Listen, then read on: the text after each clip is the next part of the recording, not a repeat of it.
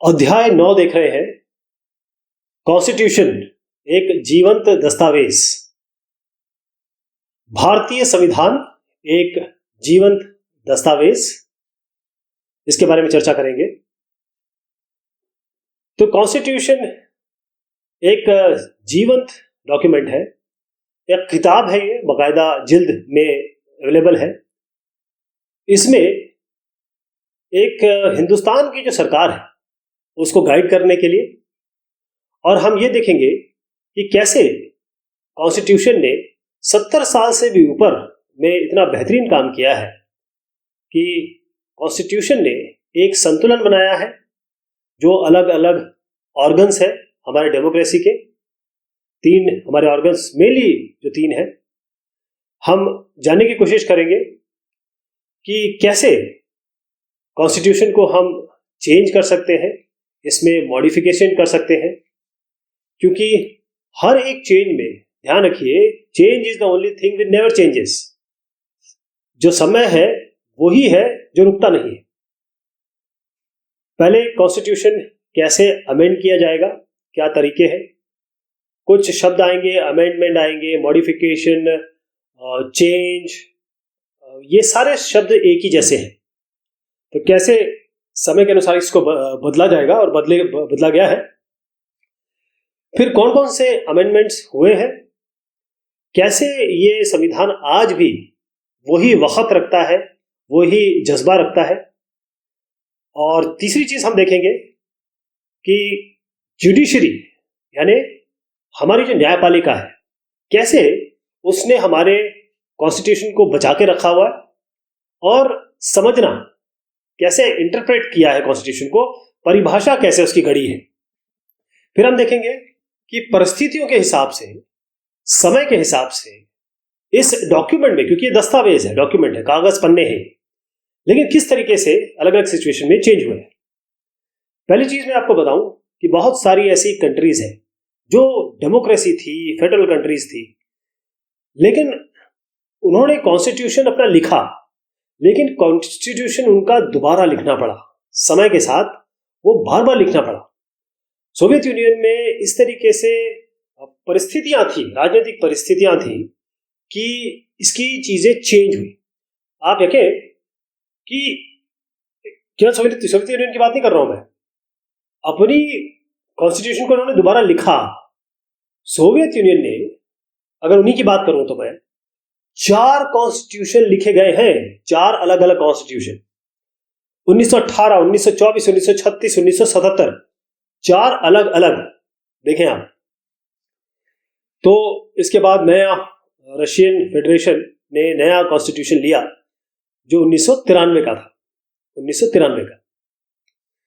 जब हम बात करते हैं कि हिंदुस्तान की, तो ये 2 चित्र हैं। इसमें आप वो दिन देख रहे हैं जब कॉन्स्टिट्यूशन पे सिग्नेचर हुए थे। इसका मतलब जो भारत का संविधान है उसके अडॉप्शन की डेट है, मतलब अडॉप्शन यानी उसको हमने आत्मसात, अंगीकृत कर लिया। तो वो है 2 डेट्स हैं अलग अलग। एक अडॉप्शन है जब सिग्नेचर हो गया, साइन हो गया, तैयार हो गया। जैसे होता है ना, घर तैयार होता है, फिर उसकी घर प्रवेश हम अलग से करते हैं। तो घर तैयार हुआ था, संविधान तैयार हुआ था 26 नवंबर 1949। तो 26 नवंबर 1949 को ये जो हमारा कॉन्स्टिट्यूशन है इसको अंगीकृत किया गया था। लेकिन जो इसको इम्प्लीमेंट किया गया, फोर्स में लाया गया, यानी कि इसको जारी किया गया, वो दिन था 26 जनवरी 1950। आपको याद है 26 जनवरी?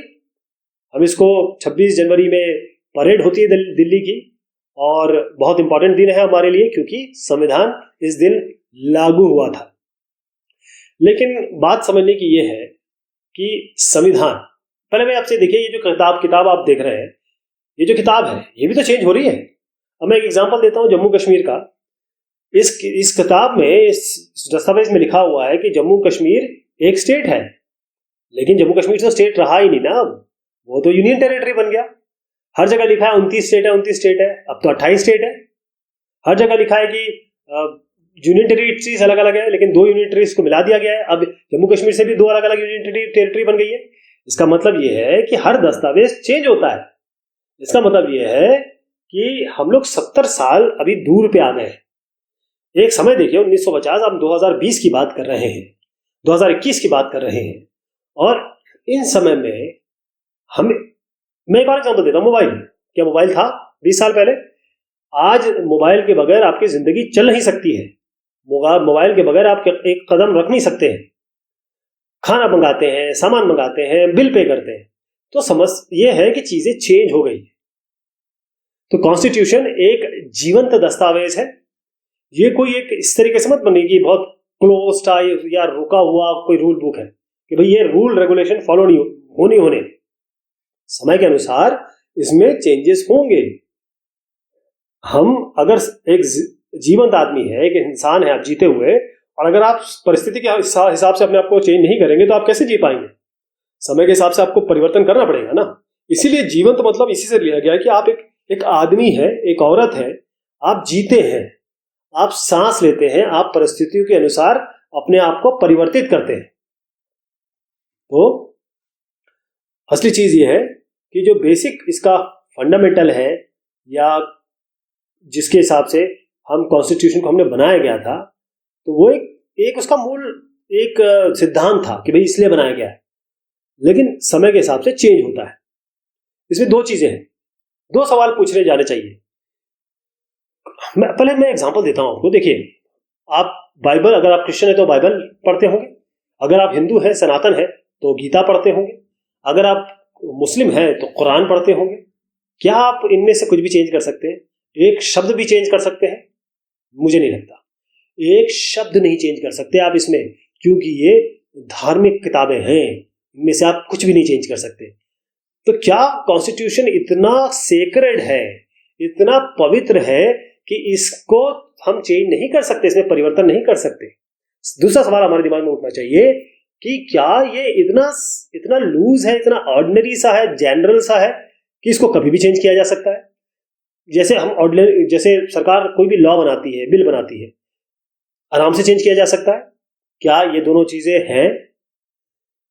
पहली चीज समझिए कि कॉन्स्टिट्यूशन, संविधान वाकई में बाइबल, कुरान और गीता है हमारे लिए, हिंदुस्तानियों के लिए, एक देश के नागरिक के लिए। लेकिन इसमें हमें समय के साथ परिवर्तन चाहिए, परिवर्तन करना पड़ेगा। या आप ये कहें कि क्योंकि इंटरनेशनली चीजें चेंज हो रही है, हम लोगों के अंदर चीजें चेंज हो रही है, तो ये कोई स्टैटिक डॉक्यूमेंट नहीं है। ऐसा नहीं कि अनऑल्टरेबल है, इसमें परिवर्तन नहीं किया जा सकता। परिवर्तन जरूरी है। परिवर्तन करने से ही, जैसे कहते हैं ना, बहता हुआ पानी साफ रहता है, रुका हुआ पानी मच्छर पैदा होते हैं, रुके हुए पानी से गंदगी पैदा होती है। आर्टिकल 368 में क्लियर बताया गया है, आर्टिकल 368 में है कि पार्लियामेंट अपने पावर को यूज कर सकती है, वो कॉन्स्टिट्यूशन में एडिशन कर सकती है, जोड़ सकती है, हटा सकती है चीजों को। जो प्रोसीजर हमने आर्टिकल 368 में बता के रखे, उस हिसाब से आप परिवर्तन कर सकते हैं। आर्टिकल 368 का बहुत ध्यान से रखिएगा, ये दिमाग में डालिएगा। 368 जो है वो ही परिवर्तन करता है, उसी में लेड डाउन रूल्स है कि ये प्रोसीजर्स है। इंडियन कॉन्स्टिट्यूशन को अगर आपको परिवर्तन करना है तो आर्टिकल 368, ध्यान रहेगा, आर्टिकल 368। दो शब्द हैं, लचीला और कठोर। लचीला और कठोर। हमारा इंडियन कॉन्स्टिट्यूशन फ्लेक्सिबल है। कई ऐसे प्रावधान हैं, कई ऐसे आर्टिकल हैं जिसके लिए फ्लेक्सिबल है, लेकिन कई ऐसे प्रावधान हैं, कई ऐसे आर्टिकल हैं जिसके लिए बहुत रिजिड है, बहुत कठोर है। फ्लेक्सिबल, लचीला, रिजिड मतलब कठोर।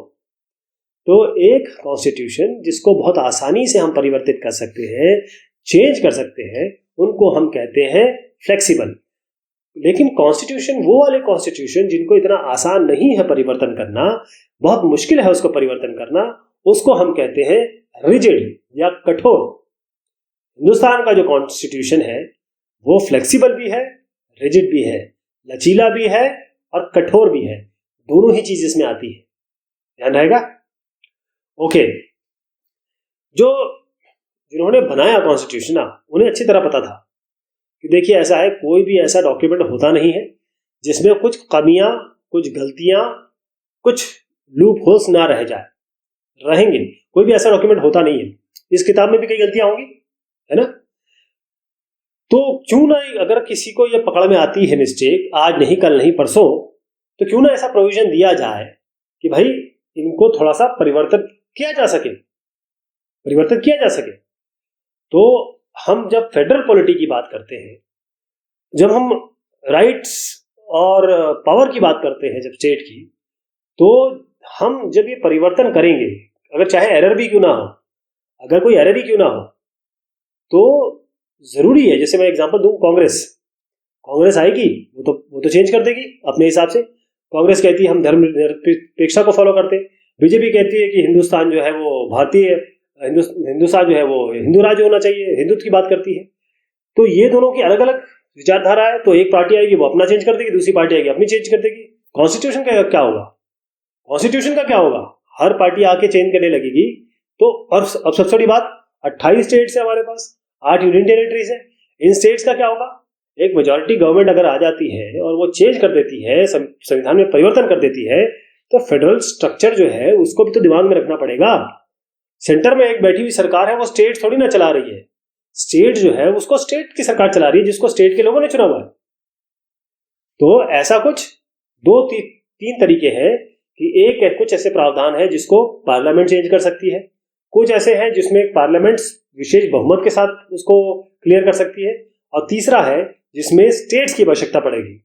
तो कैसे कॉन्स्टिट्यूशन अमेंड किया जा सकता है, चेंज किया जा सकता है, कैसे इसको परिवर्तित किया जाता है? पहली चीज देखिए, जैसे कोई भी ऑर्डिनरी लॉ होता है, कोई भी ऑर्डिनरी लॉ, जैसे बजट हो गया या सिंपल लॉ हो गया, तो उसके लिए पार्लियामेंट में सिंपल मेजॉरिटी चाहिए, सिंपल मेजॉरिटी। इसके लिए कुछ स्पेशल करने की जरूरत नहीं है, आराम से संविधान संशोधन किया जा सकता है, तो बहुत इजी चीज है। दूसरे में आइए, कुछ ऐसे हमारे आर्टिकल्स हैं, कुछ ऐसे प्रावधान हैं जिसमें दोनों हाउसेस में, लोकसभा राज्यसभा, दोनों हाउसेस में स्पेशल मेजॉरिटी होनी चाहिए। ध्यान रखिए, जो पहला मैंने बताया उसमें सिंपल मेजॉरिटी चाहिए, बहुमत बहुत नॉर्मल बहुमत चाहिए, यहां पर विशेष बहुमत चाहिए दूसरे इसमें। और तीसरे में आइए, यहां पर आपको एक तो विशेष बहुमत चाहिए दोनों हाउसेस में, लोकसभा राज्यसभा, इसके अलावा आपको आधे जो लेजिस्लेचर है, आधे राज्य का भी समर्थन चाहिए। फिर से समझिए, पहला आराम से क्लियर, आइए लोकसभा में लाइए पास, दूसरा लाइए, दूसरा लोकसभा राज्यसभा दोनों में विशेष बहुमत, और तीसरा क्या है जिसमें लोकसभा राज्यसभा दोनों में बहुमत चाहिए और स्पेशल बहुमत चाहिए, और फिर उसका लेजिस्लेचर कम से कम 14। तो बहुत सारे ऐसे आर्टिकल हैं जिसको बहुत परिवर्तन करना बहुत आसान है, बहुत आसान है। जैसे यहीं पर हम कहते हैं कि हमारा कॉन्स्टिट्यूशन इस समय लचीला है, इस समय ये लचीला है, क्योंकि केवल एक बिल लाएगी, कोई भी एमपी बिल लाएगा या कोई मंत्री बिल लाएगा संविधान संशोधन का, फटाफट उसको क्लियर कर दिया जाएगा, ये हो गया। क्योंकि इसको हम कहते हैं, यहां पर फ्लेक्सिबिलिटी है, लचीलापन है, फ्लेक्सिबल है। अब दूसरे में आइए जरा, ये पहले मैं इसको बता दूं कि आर्टिकल 2 और आर्टिकल 3 में लिखा क्या है। आर्टिकल इसमें ना क्लियर लिखा है बॉ लॉ, विधि द्वारा। यहां पर आर्टिकल 2 और आर्टिकल 3 देखिए, जो आर्टिकल 368 में दिया हुआ है वो प्रावधान की जरूरत नहीं पड़ेगी इसके लिए। आर्टिकल 368 के लिए जो संविधान में कुछ ऐसे परिवर्तन किए जा सकते हैं जिसमें आर्टिकल 368 की जरूरत नहीं पड़ती। मैं आर्टिकल 2 और आर्टिकल 3 के बारे में बताता हूं। आर्टिकल 2 में है कि विधि के द्वारा नए जो है स्टेट्स बनाए जा सकते हैं, नए स्टेट क्रिएट किए जा सकते हैं। जैसे मान लीजिए झारखंड कैसे बना, उत्तराखंड बना, तेलंगाना बना, यहां पर किसी की जरूरत ही नहीं थी, बस आपको पार्लियामेंट में, लोकसभा में केवल नॉर्मल बहुमत चाहिए। तीसरा आर्टिकल कहता है यहां पर आपको कोई 368 की आवश्यकता नहीं है कि एक राज्य को आप 2 भाग में डिवाइड कर सकते हैं, बाउंड्री बढ़ा सकते हैं, बाउंड्री घटा सकते हैं। जो बाउंड्री बढ़ा सकते हैं, घटा सकते हैं, ये आर्टिकल 3 में। इसका मतलब ये है कि यहां पर अब देखिए, ये कॉन्स्टिट्यूशन है, इसमें पहले कुछ प्रावधान है जिसको बहुत आसानी से चेंज किया जा सकता है, यहां पर हमारा लचीला हो गया। दूसरा आ गया जिसमें अभी बताता हूं आपको। अब दूसरा जो लिस्ट है आर्टिकल की, जिसमें आपको 368 की जरूरत पड़ेगी वो ये है, यहां पर दो तरीके हैं, दो तरीके हैं, एक एक करके ध्यान दीजिएगा, बहुत जरूरी, इसको समझना बहुत जरूरी है। अलग अलग आर्टिकल्स के लिए, अलग अलग आर्टिकल के लिए तरीके अलग हैं। दो तरीके हैं ताकि कॉन्स्टिट्यूशन को अमेंड कर दिया जाए। पहले वाले को तो क्लियर आराम से हो गया, इसमें कोई दिक्कत ही नहीं हुई, 368 की भी जरूरत नहीं पड़ी। लेकिन कुछ ऐसे टाइप के हैं, उसके लिए पहला मेथड सुनिए। पहला मेथड ये है, पहला जो है स्पेशल बहुमत, मतलब विशेष बहुमत आपको चाहिए लोकसभा और राज्यसभा दोनों में।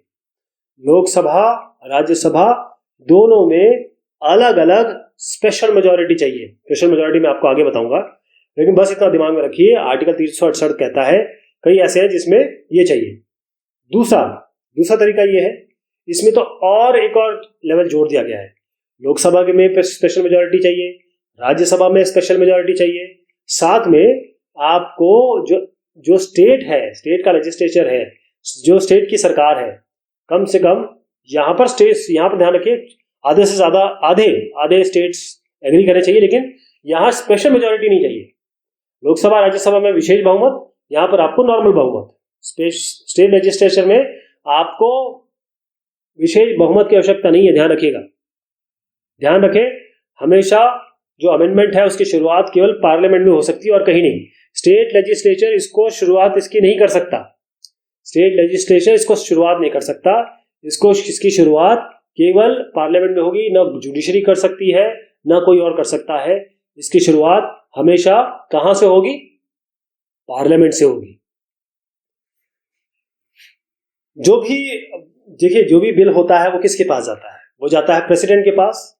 तो ये भी प्रेसिडेंट के पास जाएगा। बगैर प्रेसिडेंट के सिग्नेचर के ये तो बनेगा नहीं, एक संशोधन नहीं बनेगा, मतलब संशोधन हो नहीं पाएगा। लेकिन इसमें एक समस्या है, देखिए, एक नॉर्मल बिल तो जाएगा प्रेसिडेंट के पास। प्रेसिडेंट के पास ये अधिकार है कि वो प्रेसिडेंट, जैसे कॉन्स्टिट्यूशन अमेंडमेंट हुआ, मान लीजिए कॉन्स्टिट्यूशन अमेंडमेंट हुआ, ये प्रेसिडेंट साहब के पास गया, प्रेसिडेंट के पास गया, लेकिन प्रेसिडेंट ऑफ इंडिया जो है नॉर्मल बिल के लिए वो वापस भेज सकते हैं, नहीं साहब इसमें कुछ कमी लग रही है, आप जरा उसको दोबारा देखिए।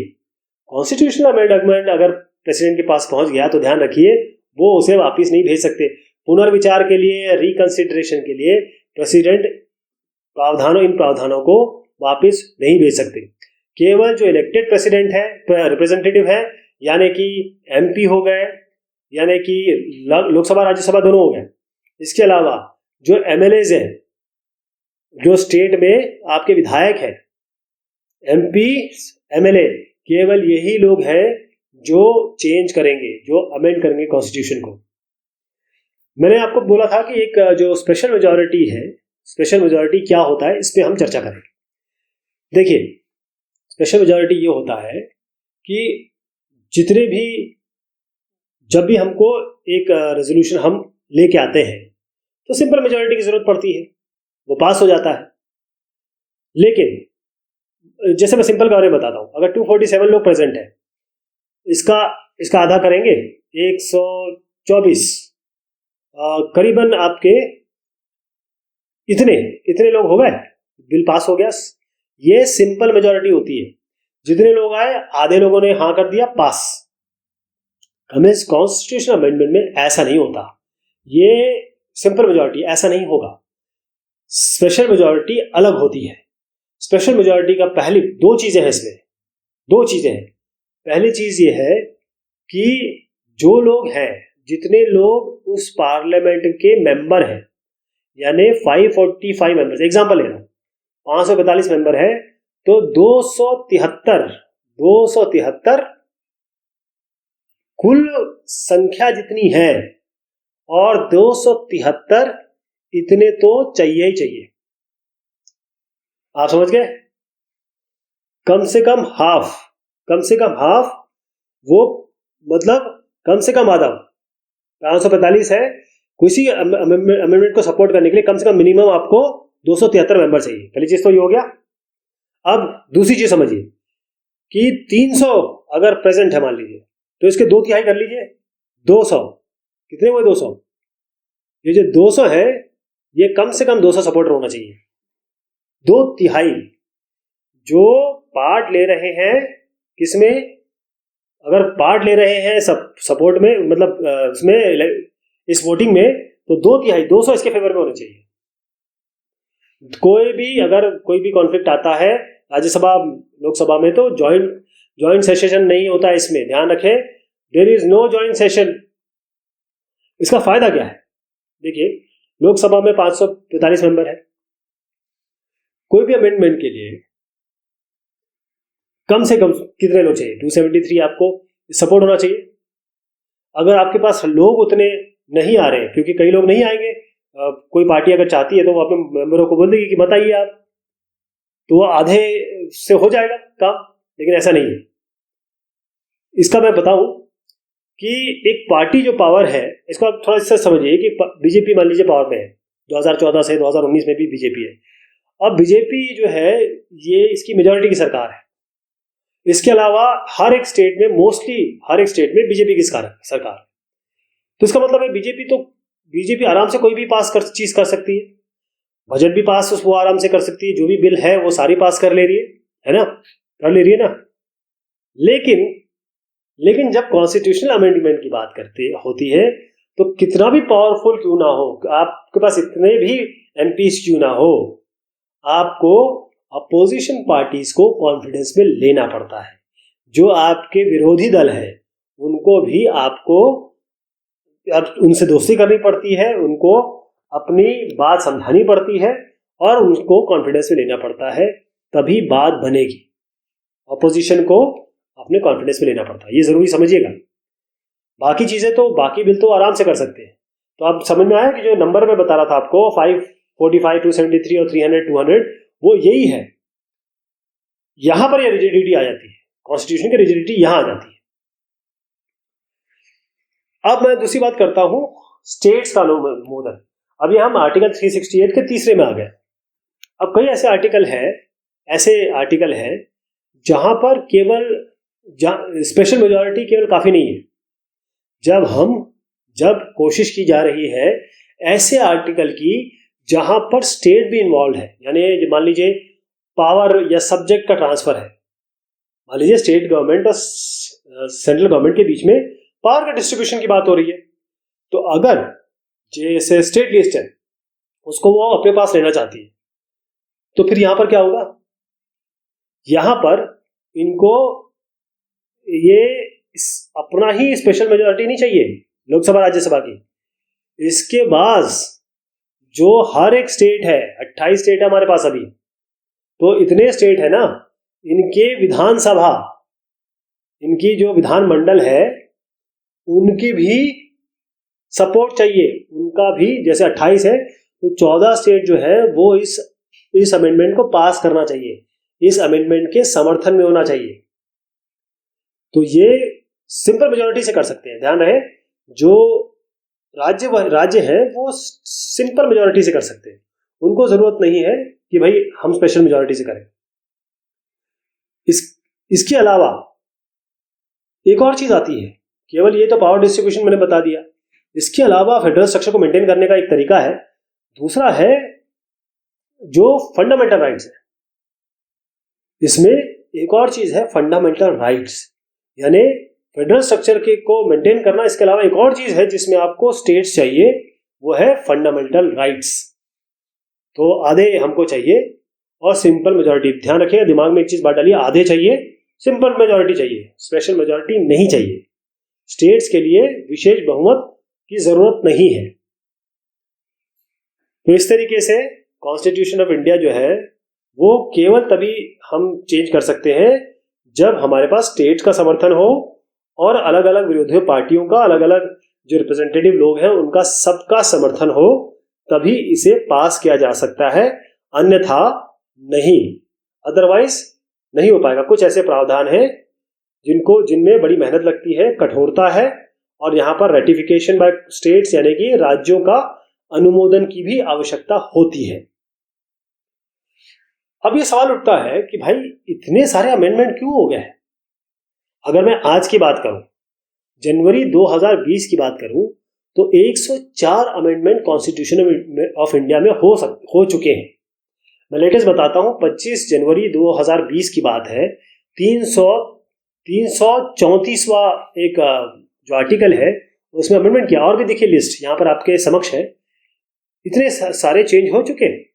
104 आप दिमाग में डालिएगा अभी फिलहाल कि इतने हमारे अमेंडमेंट हो चुके हैं। लेकिन 104 तो बहुत बड़ा नंबर होता है, 104 एक बड़ा नंबर है।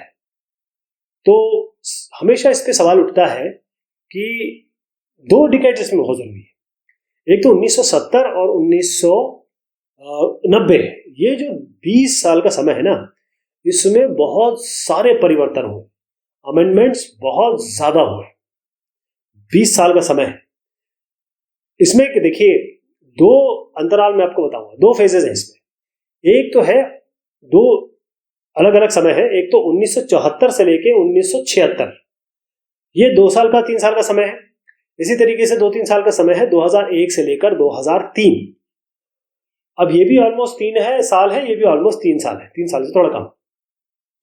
ये जो समय था 1974, 1976, 1975 जून में हिंदुस्तान की जो गवर्नमेंट है उन्होंने डिक्लेयर की थी इमरजेंसी। यहां पर कांग्रेस थी, कांग्रेस के पास पार्लियामेंट में भी, कांग्रेस के पास 352 सीट थी उनके पास, और इसके बाद जितने भी स्टेट्स हैं उसमें भी कांग्रेस थी।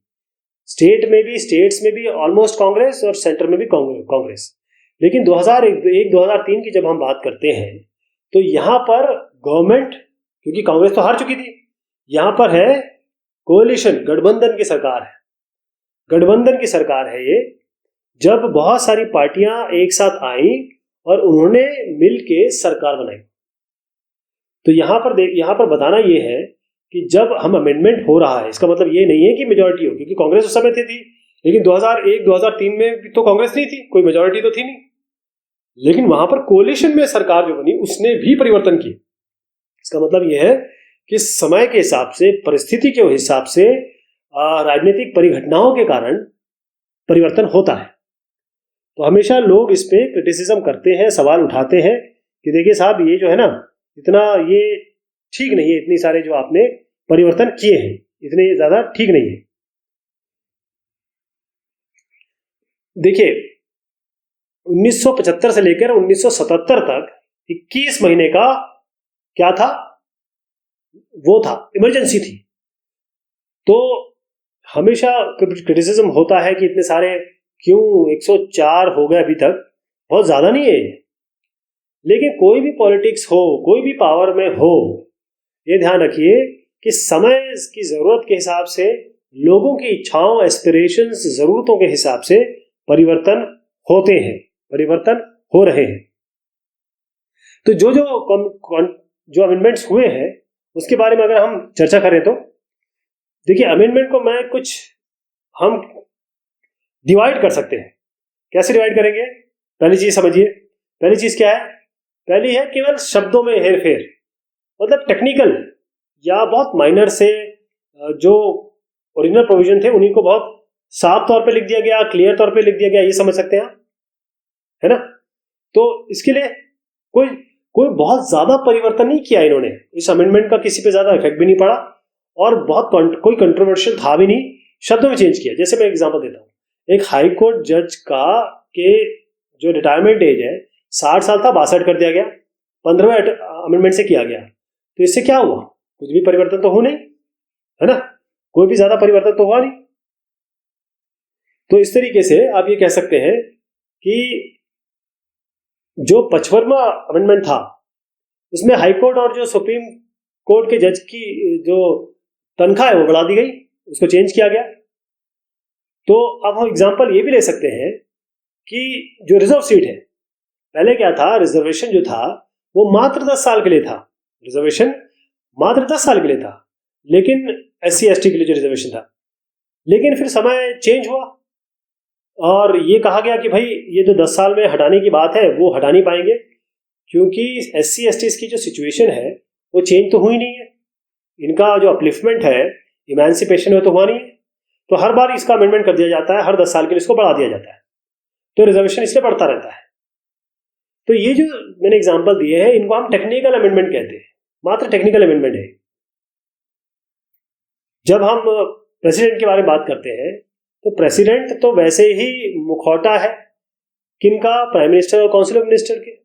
वो वैसे ही व्यवस्था चली आ रही थी। आर्टिकल में लिखा हुआ है कि भाई जो प्रेसिडेंट है वो काम करेंगे काउंसिल ऑफ मिनिस्टर की बातों का, वो उनकी एडवाइस को फॉलो करेंगे और काम करेंगे, ठीक। लेकिन ये तो ऐसा नहीं था। ये प्रेसिडेंट को हर बात माननी पड़ती थी जो प्राइम मिनिस्टर ने कहा या काउंसिल ऑफ मिनिस्टर ने कहा। तो आर्टिकल 71(1) में केवल एक छोटा सा चेंज कर दिया गया शब्दों में। देखिए, president shell act in accordance with the advice of the council of minister. इसका मतलब कि प्रेसिडेंट जो भी काउंसिल ऑफ मिनिस्टर कहेंगे प्रेसिडेंट को करना ही पड़ेगा। बाध्यकारी कर दिया गया, बाध्यकारी कर दिया गया। तो ये तो शब्दों का वो हुआ ना। इसमें क्या था, पहले से वही चला आ रहा था। प्रेसिडेंट तो पहले ही एक रबर स्टैंप की तरह थे। आज केवल इसमें लिख दिया गया और चेंज कर दिया गया। अब आपस में डिफरिंग इंटरप्रिटेशन समझिएगा। ये डिफरिंग इंटरप्रिटेशन का मतलब ये होता है कि जैसे मैं हिंदी में कहूं रुक मत जा और मैं कहूं रुक मत जा, अलग हो गया ना। रुक मत जा एक हो गया, रुक मत जा। क्या होता है, कभी कभी लैंग्वेज में लोगों को समझने में चीजों का एक हेर फेर हो जाता है। पार्लियामेंट कॉन्स्टिट्यूशन की चीजों को लिखा हुआ अलग समझती है, जुडिशरी कभी अलग समझती है, मैं और आप जैसे लोग कुछ अलग समझते हैं। तो क्या होता है कि जो लोग आपस में इधर उधर समझते हैं तो कभी कभी जो व्याख्या है, जो उसमें परिभाषा है, उसको समझने में थोड़ा सा एक इंटरप्रिटेशन हो जाता है, कॉन्फ्लिक्ट हो जाता है, एक मतभेद हो जाते हैं जुडिशरी और सेंट्रल गवर्नमेंट। तो कई बार ऐसा हुआ कि पार्लियामेंट में क्या कहा कि भाई जुडिशियल इंटरप्रिटेशन जो हो रहा है, जुडिशरी जो कह रही है ये गलत है या वो नहीं समझ रही है जैसा हम समझ रहे हैं। तो उस कारण से अमेंडमेंट हुए, उसके कारण से अमेंडमेंट हुए। जुडिशरी कहती है कि जुडिशरी कहती नहीं नहीं नहीं, सेंट्रल गवर्नमेंट ने कहा कि हम ये करने वाले हैं, जुडिशरी करना गलत है। तो जब अब जुडिशरी ने ना कह दिया तो सेंट्रल गवर्नमेंट तो नहीं बना सकती उस पर कानून। तो सेंट्रल गवर्नमेंट क्या करेगी, वो जाके अमेंड कर देगी, कॉन्स्टिट्यूशन को ही अमेंड कर देगी। 1970 और 75 में ऐसा बहुत कुछ हुआ, ऐसा बहुत हुआ, कांग्रेस रूल था उस समय, कि जुडिशरी जब बार बार रोकती थी तो जुडिशरी के इंटरप्रिटेशन या उसकी परिभाषा जो उसने गढ़ी है उसको हटाने के लिए, उसका विरोध करने के लिए अमेंड सीधा संविधान में अमेंडमेंट हो जाता था, सीधा अमेंडमेंट। तो कॉन्स्टिट्यूशन में अमेंडमेंट इस तरीके से भी हो जाता है अगर जुडिशरी और पार्लियामेंट या कहें जो लेजिस्लेचर जुडिशरी में आपस में समझने में मतभेद होते हैं या फिर आपस में कोई इस भाषा पे विरोध होता है। एक और चीज है पॉलिटिकल कॉन्सेंसस के थ्रू अमेंडमेंट। इसका क्या तात्पर्य है, ऐसे बहुत सारे अमेंडमेंट हुए जिसमें बहुत सारी अलग अलग पार्टियां थी। ये अलग अलग पार्टियां P1 P2 P3 ये सब मिलके आए, ये सब मिलके आए और इन्होंने कहा हाँ चलो जी ये वाकई में अमेंडमेंट जो है इसकी जरूरत है, इसकी आवश्यकता है। 1984 के बाद 1984 में श्रीमती इंदिरा गांधी की हत्या की गई थी। इनके जो बॉडीगार्ड थे यानी जो सिख बॉडीगार्ड थे उन्हीं ने इनको मौत के घाट उतार दिया था। तो 1984 के बाद ऐसे बहुत सारी चीजें हुई। 5291 ये अमेंडमेंट था जी, ये भी एंटी डिफेक्शन लॉ के लिए था, दल बदल कानून का था। इसी तरीके से जो साल कम करना है, पहले 21 साल की वोटिंग की एज थी, अब 18 साल कर दी गई, ये पॉलिटिकल कॉन्सेंसस से हुआ। उसके अलावा जो 73वां 74वां अमेंडमेंट हुआ ये पंचायती राज के लिए था, पहला गांव के लिए, दूसरा जो था वो अर्बन जो शहरी निकाय के लिए था, एक गांव के निकाय शहरी निकाय। इसके अलावा कई ऐसी चीज है जो रिजर्वेशन है जॉब में 1992-93 के बाद जो एक कॉन्सेंसस बनाई गई कि भाई कौन कौन सी चीजें चेंज होनी है जो हमें होनी चाहिए। तो 77वां हुआ, 81 हुआ, 82 हुआ, ये सारे जो थे इसमें सारी की सारी पार्टियां इन्वॉल्व थी। वो पार्टियां आपस में मिली हुई थी और उन्होंने ऐसी चीजों पे किया जो नॉन कॉन्ट्रोवर्शियल थे और जिसमें कोई दिक्कत नहीं, लोगों ने जो कहा उस हिसाब से परिवर्तन हुए, क्योंकि 73 तो बाद 74 वाले तो कमाल ही कर दिया है ना। लेकिन कुछ ऐसे अमेंडमेंट थे जो बड़ा कंट्रोवर्सी भरे थे, खास तौर पे जब आयरन लेडी हमारी जो इंदिरा गांधी जी थी, इस समय जो 1970 और 80 के बीच में कई अमेंडमेंट किए गए जो बड़े कहें लीगली या पॉलिटिकली, राजनीतिक तौर पे और कानून के तौर पे बड़े कंट्रोवर्शियल थे। तो 1971 1976 में जितने भी हुए, इनके बीच में जो अपोजिशन थी वो ये मानती थी कि उनको बड़ी ऐसी निगाह से, टेढ़ी निगाह से देखती थी कि भाई ये जो इन्होंने जो अभी चेंजेस किए हैं ये इसलिए कर रहे हैं क्योंकि ये पूरी तरीके से कॉन्स्टिट्यूशन पे हमला कर रहे हैं, कॉन्स्टिट्यूशन को चेंज कर रहे हैं। तो इसमें जो स्पेशल उल्लेख किया जाए तो 38, 39 और 42, ये जो 3 अमेंडमेंट है ये बहुत इंपॉर्टेंट अमेंडमेंट थे, क्योंकि ये तब हुए थे जब इमरजेंसी हुई थी। आपको इमरजेंसी बताया था मैंने, जून 1975 में इमरजेंसी बोली गई थी। और उसी के बीच में, क्योंकि बहुत सारे लोग जो थे दबंग नेता थे, वो सारे के सारे जेल में थे, तो 42वां जो था इसमें स्पेशल था। 42वां ने वाकई में कंट्रोवर्सी पैदा कर दी। पहली चीज थी जो केशवानंद भारती केस था, उसमें सुप्रीम कोर्ट ने कहा था कि जो मूल ढांचा है संविधान का उसको चेंज नहीं कर सकती सरकार, लेकिन केशवानंद भारती केस को पलट दिया। एक तरीके से जो 42वां परिवर्तन किया गया वो केशवानंद भारती केस के डिसीजन को एक तरीके से चुनौती थी। उन्होंने और क्या किया, 42वें अमेंडमेंट में 5 साल जो लोकसभा चलती थी वो 6 साल कर दी। इसके अलावा फंडामेंटल राइट्स तो थे, फंडामेंटल ड्यूटीज भी डाल दी गई, 42 में फंडामेंटल ड्यूटीज भी डाल दी गई। और इसके बाद बहुत सारे जो जुडिशियल रिव्यू था, यानी जो जब न्यायिक एक रिव्यू की बात आती थी उनको उस पर भी रिस्ट्रिक्शन लगा दिए कि ना जुडिशियल रिव्यू नहीं कर सकती, क्योंकि उस समय जुडिशरी और सरकार के बीच में बड़ा एक कॉन्फ्लिक्ट का समय था, विरोध का समय था, मतभेद का समय था। तो ये चारों चीजें जो थी वो 42वें अमेंडमेंट में की गई। बहुत सारे एमपी, जैसे मैंने बताया आपको, क्योंकि आपातकाल था तो वो सबके सब जेल के पीछे थे, तो वो प्रेजेंट ही नहीं थे। और कांग्रेस वैसे ही रूलिंग में थी और स्टेट्स में भी थी। इसके बाद क्या हुआ, होना ही था, इसके बाद ये कांग्रेस हार गई, बुरी तरह हार गई। उसके बाद नई गवर्नमेंट आई, उसके बाद जितने भी कंट्रोवर्शियल अमेंडमेंट थे उनको परिवर्तित किया गया, यानी 43rd और 44th अमेंडमेंट किए गए। जो 43rd और 43rd अमेंडमेंट थे वो केवल इसलिए थे कि 38, 39 और 42 में जो अमेंडमेंट किए गए हैं उनको परिवर्तित किया जाए, जो गलत हुआ है उसको ठीक किया जाए। कांग्रेस के हिसाब से वो सही था, बाकियों के हिसाब से वो गलत था, तो जब वो पार्टी आई तो उसके हिसाब से जो गलत था उसने वो सही कर दिया। तो बेसिक स्ट्रक्चर क्या होता है कॉन्स्टिट्यूशन का, बेसिक स्ट्रक्चर का क्या मतलब है? ध्यान रखें कि ये जो थ्योरी है, हमेशा बोलते हैं ना, एक पीआईएल आती है सुप्रीम कोर्ट में, सुप्रीम कोर्ट कहती है कि ये मूल ढांचा पे आघात है, और पीआईएल में लिखा होता है ये संविधान के जो मूल ढांचा है उस पे हमला है। तो बेसिक स्ट्रक्चर क्या है, बेसिक स्ट्रक्चर का क्या मतलब है? ये देखिए, शुरुआत हुई थी यहां पर, क्योंकि ऐसी भी कोई चीज जो, चाहे सरकार कानून बनाए या कोई ऐसी भी चीज करे जो मूल ढांचे को खराब कर रही है, तो ये शुरुआत हुई थी केशवानंद, बहुत फेमस केस था ये केशवानंद भारती केस। इसमें जुडिशरी ने क्लियर किया कि देखिए, जुडिशरी की कोई भी ऐसा पार्लियामेंट अमेंडमेंट नहीं कर सकती जो बेसिक स्ट्रक्चर है उसको चोट पहुंचाए। इंडियन कॉन्स्टिट्यूशन के बेसिक स्ट्रक्चर को पार्लियामेंट चोट नहीं पहुंचा सकती। दूसरी चीज ये थी इसमें कि वही पार्ट जहां पर जरूरत है, जहां पर हो सकता है, वहां पर चेंज किया जाएगा, अदरवाइज और जगह पे नहीं चेंज किया जाएगा। तीसरी चीज थी कि जुडिशरी फाइनल अथॉरिटी है, जुडिशरी फाइनल अथॉरिटी है कि जो पार्लियामेंट ने बनाया है कानून वो सही है कि नहीं है। वैधानिक संवैधानिक तय करने का अधिकार किसके पास है, किसके पास है? केवल जुडिशरी के पास। तो ये जो केशवानंद भारती केस था वो अपने आप में बहुत बड़ा एग्जाम्पल था, जिसमें ये 3 चीजें बहुत खिल के आई थी सामने। तो आप ध्यान रखिए, कहीं भी किसी भी जगह पे कॉन्स्टिट्यूशन में, ये कॉन्स्टिट्यूशन है आपके सामने, यहां पर कहीं भी नहीं लिखा कहीं भी बेसिक स्ट्रक्चर की डेफिनेशन नहीं है।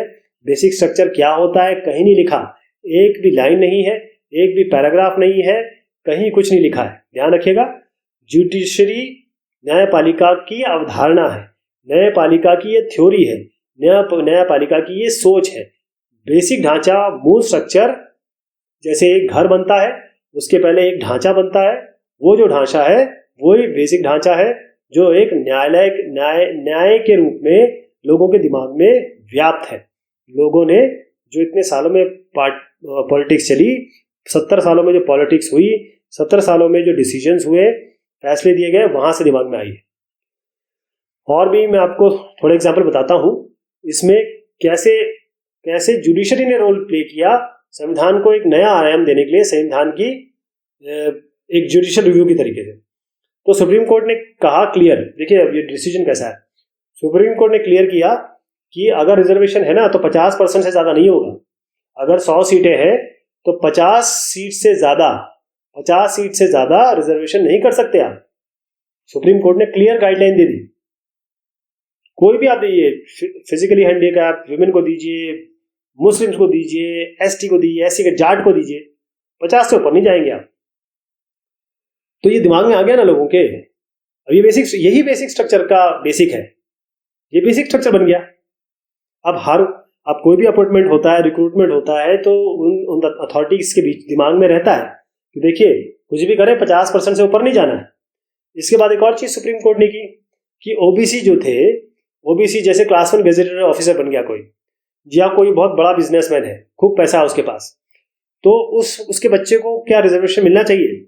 जो लंबी लंबी गाड़ियों में घूम रहा है और बड़े बड़े होटलों में खाना खा रहा है, क्या उसको रिजर्वेशन मिलना चाहिए? नहीं मिलना चाहिए ना।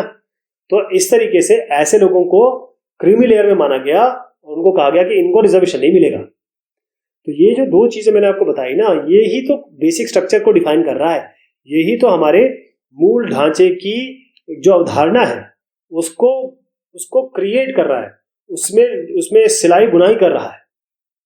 तो जो जुडिशरी की रूलिंग थी इन 70 सालों में, खासतौर पे जो पिछले 30-40 साल है, उसमें जो जैसे मान लीजिए राइट टू एजुकेशन हो गया, राइट टू लाइफ हो गया, लिबर्टी हो गया, राइट टू फॉर्म हो गया, ये जो चीजें आए, जैसे माइनॉरिटी की एजुकेशन इंस्टीट्यूशंस हो गई, तो ये सारी चीजें उसमें आई। तो कॉन्स्टिट्यूशन एक जीवित दस्तावेज है।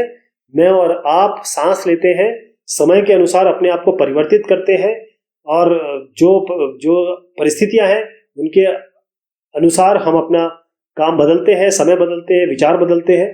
तो इसीलिए एक लिविंग डॉक्यूमेंट कॉन्स्टिट्यूशन भी है, क्योंकि लोग चेंज होते हैं और लोगों की इच्छाएं चेंज होती है। इस कारण से कॉन्स्टिट्यूशन एक लिविंग डॉक्यूमेंट है। कॉन्स्टिट्यूशन जो एक डेमोक्रेसी को बचाता है, यानी एक लोकतंत्र प्रजातंत्र की रक्षा करता है, और साथ में वो नई चीजों को अपनाने में भी संकोच नहीं करता, वो टिकाऊ भी होता है, ड्यूरेबल भी होता है, और इसीलिए सिटीजन्स लोग उसकी इज्जत करने लगते हैं। लोग ऐसे संविधान की इज्जत करने लगते हैं। पार्लियामेंट का ये मानना था कि हम अपर हाउस है और हमारे पास ये काम है कि हम लोगों की भलाई करें। क्योंकि हम लोगों ने हमें इलेक्ट किया है। पार्लियामेंट हमेशा सोचती है, मानती है कि हम सबसे पावरफुल है, पावर एजुकेशन और एग्जीक्यूटिव और जुडिशरी से ऊपर है। लेकिन डेमोक्रेसी में 3 चीजें आती हैं साहब, एक जुडिशरी आती है, एग्जीक्यूटिव आती है, लेजिस्लेचर आता है। ये तीनों जो चीज है ना, ये तीनों बराबर है। ध्यान रखिए, जुडिशरी जो है वो कस के पकड़ के रखती है लेजिस्लेचर को कि भाई इधर उधर मत जाना, इधर उधर गए तो हम हैं यहाँ पे। तो डेमोक्रेसी केवल ये नहीं है कि जिसको ज्यादा वोट मिल गया उसने अपनी मनमानी या दुरुपयोग करना शुरू कर दिया। बेसिक चीज है principle of rule of law, principle of rule of law, ध्यान रहे, यही मेन चीज है। बेसिक प्रिंसिपल ऑफ रूल और लॉ के हिसाब से देश चलना चाहिए, देश आगे बढ़ेगा। ऐसी कोई अमेंडमेंट अगर कर रहा है लेजिस्लेचर, जो ऐसी चीज है, जुडिशरी उसको कभी भी असंवैधानिक घोषित कर सकती है। जुडिशरी बोल सकती है कि नहीं साहब, ये आप जनता के प्रति सही नहीं कर रहे। तो जुडिशरी ने बहुत कुछ कंट्रीब्यूट किया है। बहुत सारी ऐसी जो जुडिशरी और पार्लियामेंट के बीच में हमेशा कॉन्फ्लिक्ट रहा है, और पार्लियामेंट कहती थी कि भाई हमें तो लॉ बनाना है, हमको इलेक्ट किया है लोगों ने, हम पुअर के लिए काम करेंगे, बैकवर्ड के लिए काम करेंगे, नीडीज के लिए काम करेंगे। लेकिन लेकिन जो जुडिशरी ने कहा कि आप करिए, लेकिन इस दायरे में रह के करिए, इस दायरे के अंदर रह के करिएगा, आप इसके बाहर मत जाइए, तो कोई दुरुपयोग मत करिए। तो जैसे मैंने बताया, जुडिशरी ने एक लेजिस्लेचर का गला पकड़ रखा है कि अगर आप इधर उधर गए तो हम हैं यहाँ पे। तो जुडिशरी को भी ये समझना चाहिए, न्यायालय को भी ये समझना चाहिए कि कितनी बड़ी उसके पास एक जिम्मेदारी है संविधान को बचाने की, संविधान को एक तरीके से रक्षा करने की, और हमारे जो अधिकार है, हमारी जो ड्यूटीज है, उनका संरक्षण करने की। तो पावर जो है वो मिसयूज हो सकता है, इसलिए एक दायरा है जिसके बाहर लेजिस्लेचर कदम नहीं रख सकती। तो अगर आप कॉन्स्टिट्यूशन पढ़ेंगे, आपको कहीं भी किसी भी जगह नहीं मिलेगा कि बेसिक स्ट्रक्चर क्या है, कहीं लिखित नहीं है, ध्यान रखिएगा। बेसिक स्ट्रक्चर थ्योरी जो है वो जो कॉन्सेप्ट थ्योरी अवधारणा मैं बार बार बता रहा हूं आपको, ये किससे आई है? जुडिशरी के दिमाग की उपज है। तो जुडिशरी के दिमाग से निकला हुआ जुडिशरी समझती है और जुडिशरी हम लोग को समझाती भी। तो ये क्योंकि हमें किसी को नहीं पता, लेकिन हम सब जानते हैं, है ना? हम सब जानते हैं, लेकिन हम किसी को कहीं लिखा नहीं है। तो बेसिक स्ट्रक्चर सबको पता है। ओके, ध्यान रहेगा आपको। ये लाइन बहुत इंपॉर्टेंट है। बेसिक स्ट्रक्चर कुछ भी नहीं होता, ये कहीं नहीं लिखा हुआ है, लेकिन सबको पता है।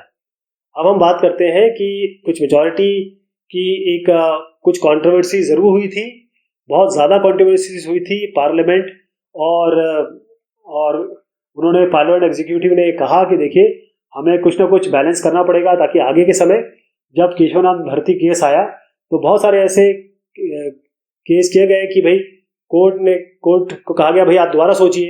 लेकिन जब 42वां अमेंडमेंट वाकई में कर दिया गया, तब कोर्ट ने कहा कि नहीं, ये जो आपने किया 42वां अमेंडमेंट गलत किया है। फिर जो मिनर्वा मिल केस हुआ 1980 में, क्योंकि जो केशवानंद भारती केस में जो जुडिशरी ने रिजल्ट दिया था, वही 1980 में एक मिनर्वा मिल केस हुआ। उसमें भी उन्होंने कहा कि जो हमने केशवानंद भारती में कहा है, वही हम यहाँ पर कह रहे हैं कि जो इंटरप्रिटेशन ऑफ कॉन्स्टिट्यूशन का वो हमारा सही है, और सरकार को कोई अधिकार नहीं है कि वो कॉन्स्टिट्यूशन के मूल ढांचे के साथ छेड़छाड़ करे। पंडित जवाहरलाल नेहरू साहब आपको दिख रहे हैं, बहुत बेहतरीन, ट्राइस्ट विद डेस्टिनी, बहुत ही बढ़िया इन्होंने स्पीच दी थी। पूरे विश्व में इनको माना जाता है इसके लिए। और यहाँ पर जो कॉन्स्टिट्यूएंट असेंबली है, जो संविधान सभा है, तो उन्होंने सबका एक ही मानना था कि देखिए, जो हमारा कॉन्स्टिट्यूशन का एक विजन है, एक दृष्टिकोण है कि भाई डिग्निटी हो, सोशल इक्वालिटी हो, इस तरीके से लोगों के बीच में यूनिटी हो, नेशनल इंटीग्रिटी हो। तो कॉन्स्टिट्यूशन जो है वो आज भी, इतने सालों बाद भी, अभी तक एक रिस्पेक्ट का दस्तावेज है, और हम सब इसकी आज भी इज्जत करते हैं, इसका एहतराम करते हैं। तो जो हमने ये देखा कि कॉन्स्टिट्यूशन एक जीवंत दस्तावेज है, कॉन्स्टिट्यूशन एक जीवित दस्तावेज है, क्योंकि इसमें जो चीजें आती हैं अगर सही है तो इसमें परिवर्तन किया जा सकता है। लेकिन बेसिक स्ट्रक्चर का जो स्ट्रक्चर है, उसका वायलेशन नहीं हो सकता। जुडिशरी खड़ी हुई है एक गार्ड की तरह कि आपने जरा सा छेड़छाड़ की और हम हैं यहाँ पर। तो कई ऐसे अमेंडमेंट हुए, कई अच्छे अमेंडमेंट हुए, कई थोड़े से कंट्रोवर्शियल भी रहे। तो अमेंडमेंट हो सकते हैं सिंपल मेजॉरिटी से, रोज लोकसभा राज्यसभा में स्पेशल मेजॉरिटी से, और फिर कई ऐसे प्रोविजंस है जिसमें लोकसभा राज्यसभा के साथ आपको स्टेट लेजिस्लेचर भी चाहिए होता है। तो इस तरीके से बहुत आर्टिकल 368 में क्लियर दिया हुआ है किस तरीके से परिवर्तन होंगे और क्या तरीका है, कहाँ वो लचीला है, कहाँ वो कठोर है। 104 अमेंडमेंट अभी तक हो चुके हैं जनवरी 2020 तक। और ये जो अमेंडमेंट हो रहे हैं वो जो लोगों की इच्छाएं हैं और पॉलिटिकल विल है उसके कारण हुए। तो ये बात हुई इस चैप्टर की। बहुत शुक्रिया, बहुत मेहरबानी आप सभी की।